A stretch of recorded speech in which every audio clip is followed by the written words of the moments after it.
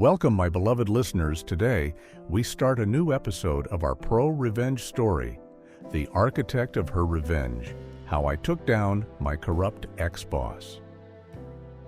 I never thought I'd be the type of person to plot revenge. But when someone pushes you to the edge, sometimes it's the only option left. My name is Sophie, and this is the story of how I took down a man who tried to destroy everything I had worked so hard to build. I had been working as an architect for a mid-sized firm in one of the country's busiest cities. From the moment I joined the company, I gave it my all. I had worked hard to get here, navigating an industry often dominated by men, earning my respect through countless sleepless nights, and bringing innovative ideas to every project I touched. Within a few years, I had climbed the ladder to become a senior project manager. I handled high-profile clients, managed complex designs, and brought in contracts that helped our firm grow. Things were going well until Paul arrived. Paul was brought in as the new managing director after our beloved boss, Mr. Jenkins, retired. Jenkins had built the company on values of integrity, sustainability, and respect. But Paul was different. He had a glittering resume and the kind of smile that could fool anyone. From the outside, he looked like a charming, successful leader. But I quickly learned that behind that polished facade was a ruthless man who cared about one thing only: himself. At first, I gave him the benefit of the doubt.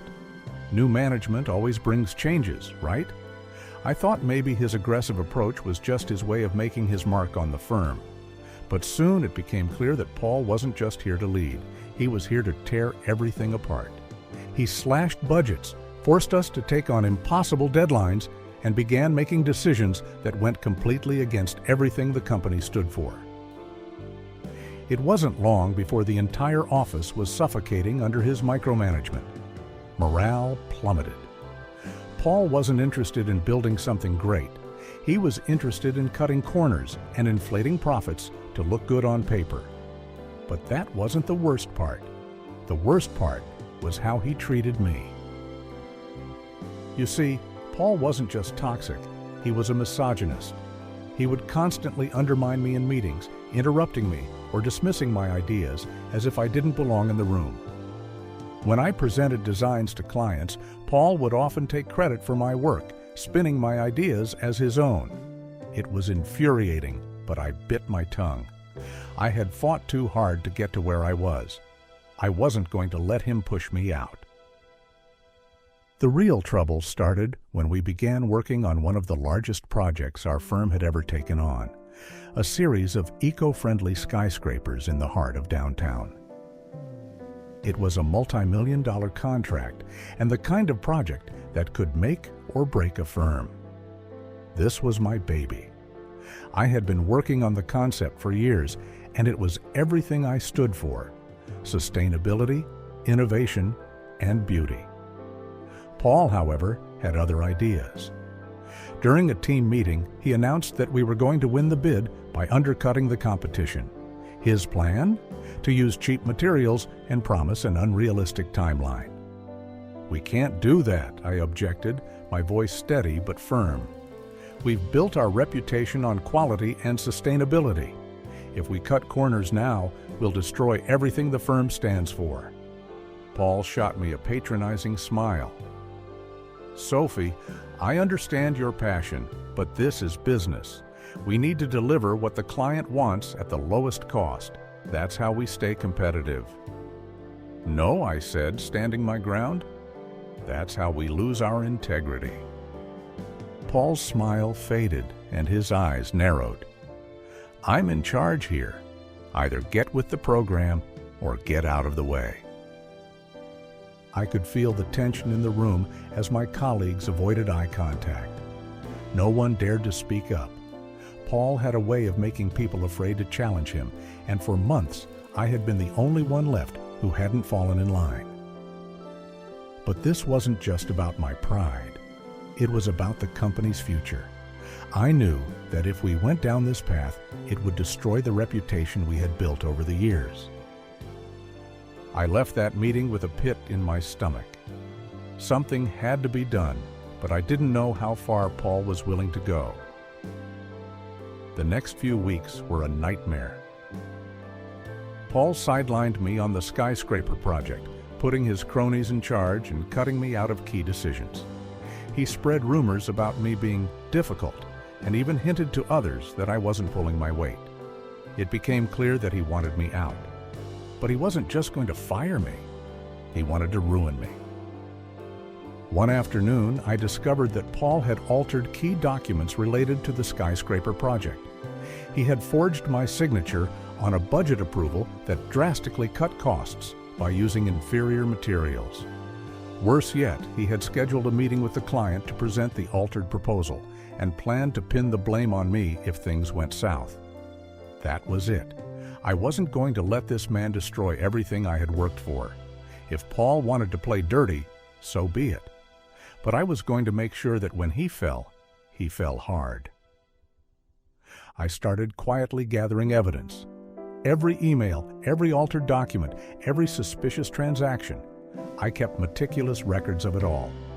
But I knew that wasn't enough. I needed to build a case so airtight that no one could deny it. I began speaking with my colleagues, carefully feeling out who might be on my side. To my relief, I found that nearly everyone hated Paul. They had just been too scared to speak up. It was time to bring him down. I scheduled a private meeting with the firm's board of directors, using the evidence I had collected to lay out Paul's corruption piece by piece. I presented altered documents, emails where he had belittled me and lied to clients, and financial records that showed he had been funneling money into side projects that were bleeding the company dry. The board was stunned. They had been completely unaware of Paul's shady dealings. But that wasn't enough for me. I wanted to make sure Paul could never hurt anyone else the way he had hurt me. That's when I reached out to our biggest client, the skyscraper project. I had built a solid relationship with them over the years, and I knew they valued integrity as much as I did. I scheduled a private meeting with their executive team and showed them the real proposal, the one Paul had altered. I explained how Paul's cost-cutting measures were a direct violation of the sustainable practices they had wanted, and I provided them with a full breakdown of how his decisions were putting the entire project at risk. They were furious. Within days, they pulled the contract and withdrew from the project, citing ethical concerns. This sent shockwaves through the firm. Losing the skyscraper contract was a devastating blow, and Paul was directly blamed. But I wasn't done yet. With the board investigation underway and the client pulling out, I leaked the story to the press. I knew a journalist who specialized in corporate corruption, and with my detailed evidence and testimony from former colleagues, she wrote a scathing expose on Paul's unethical practices. It made the front page. Paul was immediately fired. His name became a symbol of corporate greed and corruption, and he was blacklisted from the industry. He tried to fight back, claiming that he was the victim of a smear campaign, but the evidence was overwhelming. His career was over. As for me, the board offered me Paul's job as managing director, but I turned it down. I wanted no part of the mess he had left behind. Instead, I took a generous severance package and started my own architectural firm, one built on the values I believed in: sustainability, integrity, and respect. Within a year, my firm was thriving, with several high-profile clients who trusted my vision. Paul? Last I heard, he was trying to find work in a completely different industry. He had lost everything: his job, his reputation, and his place in the world he had tried so hard to control. In the end, I didn't just take down Paul, I built something better in the process. And that was the sweetest revenge of all.